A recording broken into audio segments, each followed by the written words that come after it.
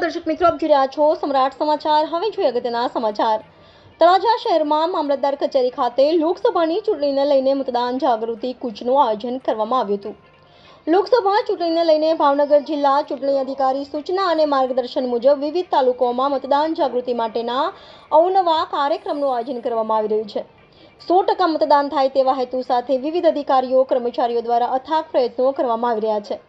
તેવી જ રીતે આજે તળાજા શહેરમાં મામલતદાર કચેરી ખાતે પ્રાંત અધિકારીની આગેવાનીમાં લોકસભા સામાન્ય ચૂંટણી 2024 અંતર્ગત તળાજા વિધાનસભા મત વિસ્તાર ખાતે રન ફોર વોટ એટલે કે મતદાન જાગૃતિ કૂચનું આયોજન કરવામાં આવ્યું હતું।